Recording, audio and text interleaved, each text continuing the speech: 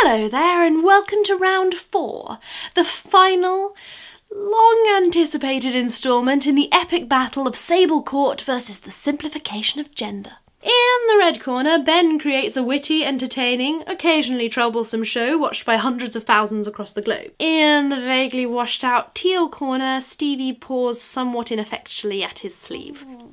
If you followed some white rabbit of a link down to the wormhole that is this video, I would like to take this moment to point out that, as my loaded referral to it as the fourth and final quadrant in the jungle of gender I've set out to explore implies, this tirade I'm about to launch myself into actually has a motley crew of siblings. Here, here and here. I'll link to a playlist down below. Now, my darlings, if you've finished rearranging your desk chair, tilting your screen to that perfect angle and smoothing the wrinkles out of your keyboard, then I'll begin. So there is one final aspect of this issue that I'd like to consider, and that comes under our third and most controversial question. Do women make lesser content? Are their videos less watchable? This is actually a very specific example of a much broader question that is asked throughout various aspects of society in the form of, is there a fundamental difference between men and women? Beyond, of course, the obvious biological factors through which we're delineating those groups. So to pin it down slightly, what differences are there between the male and female gender as opposed to the male and female sex? Now, my argument would be none.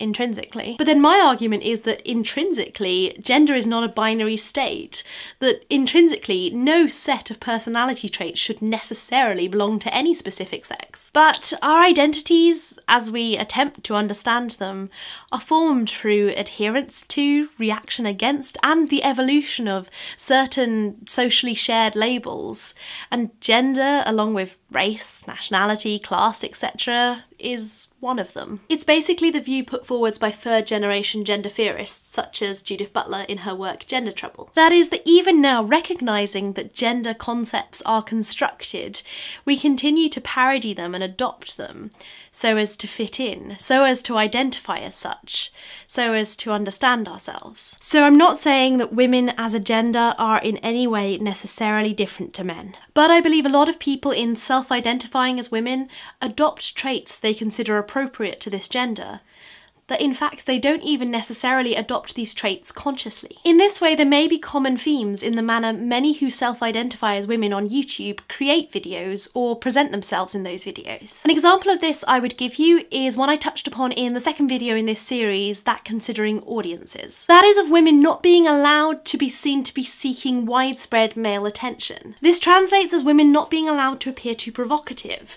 to be slutty and dangerous. I think there is an extent to which, consciously and unconsciously, women can moderate their behaviour in accordance to this, so as to be good women. An interesting, although really kind of dangerous point to move on to from this conclusion is to consider those women who have, despite all the odds, despite being the minority, managed to make it big on YouTube. Women such as Jenna Marbles, Community Channel, My Hearto. If women generally don't do well on YouTube because female content isn't as good, are these women who have done well in the mainstreams of YouTube creating content that is more stereotypically masculine? Now, it's really dangerous territory because it is ultimately interpretive, but arguably, yes. Hannah Hart often adopts the persona of the drunken jester.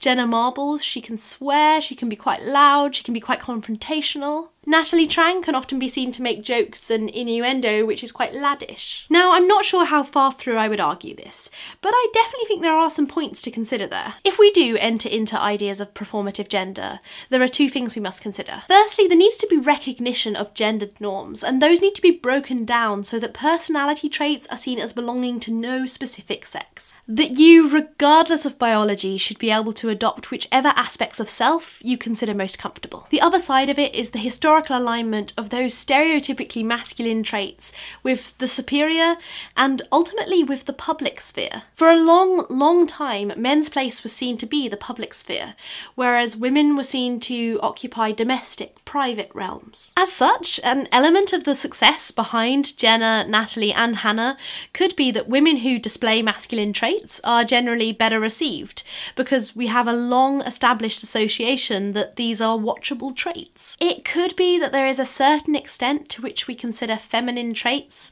less enjoyable because we have an associative link with the female not being something that should be watched. Or that when is watched is purposely breaking those boundaries and is thus linked to the voyeuristic and, as I again mentioned in my video on audiences, the sexual.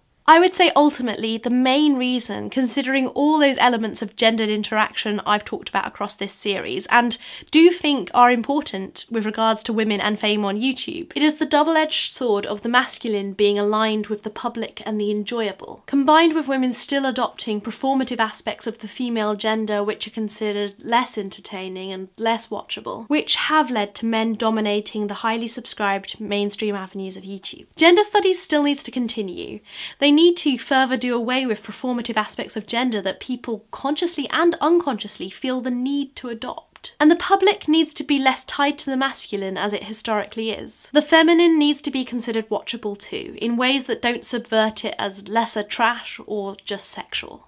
To conclude, as much as I may stringently disagree with certain turns of phrase, certain proposed theories, certain weekly topics to the extent where I spend 2 months of video making whining about why he's wrong, I really do love Becoming YouTube. It's done a lot of things right and makes for very witty, very original online content. Generally, this long lumbering liturgy of mine hasn't been for the purpose of slating the series, Ben, or even that specific episode. Ultimately, there were points I disagreed with that I thought were informed by underlying, unquestioned, unfortunately rigid concepts of gender, but generally it was its lack rather than its faults that saddened me. My problems with what was there was the assumption that good content will necessarily rise to the top, the patronising plea for more girls to YouTube, but ultimately that Ben Cook isn't a gender theorist, that he didn't treat a topic which is vitally important to me and to many others with the complexity we believe it to be bound up in. Basically, Ben, I love Becoming YouTube. Yours is one of the only channels I will regularly check and mourn the lack of recent updates for. This drawn-out criticism of mine should be deemed no attack against the series. Please, Ben, please, make more Becoming YouTube. But please, make it good.